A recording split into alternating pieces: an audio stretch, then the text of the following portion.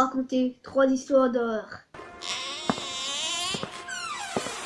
Bonjour chers abonnés, j'espère que vous êtes en bonne santé et que vous portez bien. Dans cette vidéo, je vais vous raconter 3 histoires d'horreur. Je vais commencer par la première, et qui est l'histoire d'Alexandre. Aujourd'hui, Alexandre a fini de travailler et il a décidé de faire un petit footing. Voilà, il court 30 minutes à côté de la forêt. Voilà, il arrive à côté d'une usine et les escaliers de cette usine est fait en métal. Et l'une des marches en métal se trouve un mec assis. Le mec lève et lui crie quelque chose. Et Alex ne veut pas l'écouter car il est loin. Alex n'a pas peur car il y a une grande barrière entre Alex et le mec. Alex arrive à côté de l'usine et l'homme lui dit « S'il te plaît, aide-moi à chercher mon téléphone. » Le téléphone qui est laissé tomber à proximité. Alexandre a demandé au mec de lui donner son numéro pour l'appeler, pour que la sonnerie les aide à chercher le téléphone et de le trouver. Alexandre n'a pas le temps de terminer de taper le numéro et le mec lui dit « C'est bon, je l'entends, allez viens m'aider à le chercher. » Alexandre n'a pas compris, il a dit « Mais j'ai même pas tapé le numéro, comment il peut l'entendre? Mais c'est impossible. » Car la sonnerie du téléphone ne sonne pas, il n'a même pas terminé de taper le numéro. Alex s'apprête à lui dire lorsque soudainement il aperçoit un deuxième homme, à quelques mètres à droite d'Alex. Le deuxième homme regarde Alex et lui dit « Les gars, je l'entends, il est à côté de moi. Il est très près de moi, je l'entends. » Et il fait un signe à Alex pour qu'il passe dans un trou de la clôture, pour venir les aider. Ça veut dire depuis le début, Alex qui se sentait en sécurité à cette clôture. Les deux gars demandent à Alex plusieurs fois de les rejoindre. De l'autre côté de la clôture, pour chercher le téléphone. Alex, il est en hésitation, il sait pas quoi faire. Il entend le deuxième mec dire à son copain « Il va pas tomber dans le panneau ». Et cette phrase, il l'a dit en voix basse pour qu'Alex ne l'entende pas. Car ils sont au milieu d'une forêt. Et les gars sont en train de s'énerver. Et ils se frappent avec un arbre. Et le premier mec a dit à Alex de le et il lui a dit que toute sa vie est dans le téléphone, ses photos de son enfance, etc.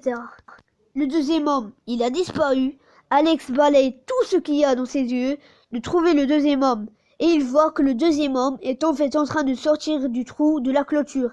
La situation est en train de générer. Il le comprend parfaitement, il a décidé de taper le sprint de sa vie. Après 20 secondes, Alex il a décidé de tourner sa tête pour voir est-ce que les mecs sont en train de le poursuivre. Bonne nouvelle, ils ne le poursuivent pas. Ils sont debout à côté de l'usine en train de regarder Alex en train de courir. Alex retourne chez lui et il comprend parfaitement s'il les a rejoints là-bas. Il est parfaitement dans la merde. On passe à la deuxième histoire et qui est l'histoire de Karl. Cette histoire se passe dans son appartement. Karl vit seul dans un petit appartement jusqu'à qu'il notifie des trucs très bizarres. Des trucs qui disparaissent, des trucs qui changent de place. Un jour, il ouvre le placard de sa cuisine et ses cookies n'est pas dans le même endroit. Karl rentre chez lui car il a terminé son travail et ses coussins sont désordonnés. Vous savez ce genre de truc? C'est toi qui place le truc quelque part mais tu te souviens pas. Mais Karl, il est sûr et certain que quelque chose ne va pas chez lui. Tout ça nous emmène dans cette fameuse nuit où Karl rêvait en sueur. Il vient de sortir dans un cauchemar. À 1h du mat. Il a décidé de prendre une douche car il est en sueur. Il part alors dans sa salle de bain et il pose son téléphone sur le lavabo.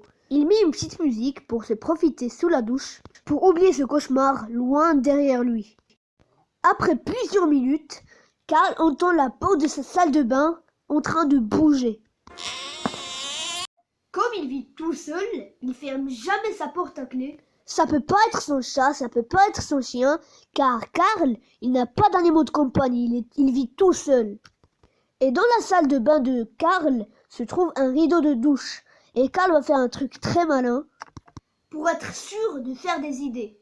Il va regarder hors de Chervision de cette possible personne qui vient d'entrer dans sa salle de bain. Et dans le reflet de son téléphone, souvenez-vous, dans le reflet de son téléphone, il voit bel et bien quelqu'un debout de l'autre côté du rideau de douche.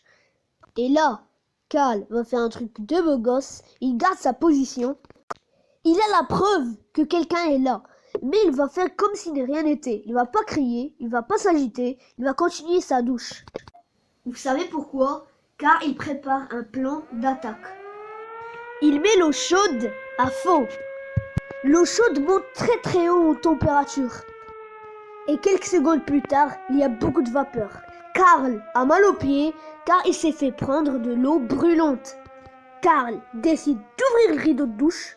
Il a décidé de prendre la pommeau et de la diriger vers la personne de l'autre côté. La personne qui est de l'autre côté, bien sûr, il vient de se faire orienter et il hurle de douleur. Karl la frappe avec la pommeau de douche dans son visage et il se casse de la salle de bain et il ferme la porte à clé. Karl a réussi d'enfermer l'intrus dans sa propre salle de bain. Voilà, il appelle la police. Il décide d'aller dans sa cuisine pour s'armer d'un couteau. Au cas où l'intrus sort de la salle de bain, il peut se défendre. Mauvaise nouvelle, son grand couteau de cuisine n'est plus là. Et Karl comprend que l'intrus qui est dans la salle de bain a pris le couteau, il est déjà armé. La police arrive sur les lieux et ils arrêtent la dame qui est dans la salle de bain. En fait, c'était l'ancienne locataire de l'appart. En fait, elle a été virée de l'appartement car elle n'a pas payé les loyers et elle a fait des doubles clés. Et elle entre toujours dans l'appartement de Karl. Et c'était elle qui déplaçait les objets de Karl et c'est elle qui les prenait. Vous savez s'il m'a fait ce genre de truc comme Karl, je suis mort. Car mes toilettes, ils n'ont pas de clé. Je peux pas la fermer de l'extérieur, je peux la fermer de l'intérieur. Et le couteau, ils vont me la faire transpercer dans mon cœur. Les amis, je vous dis à la prochaine. J'espère que cette vidéo vous plaira. Si c'est le cas, mettez un maximum de likes et abonnez-vous.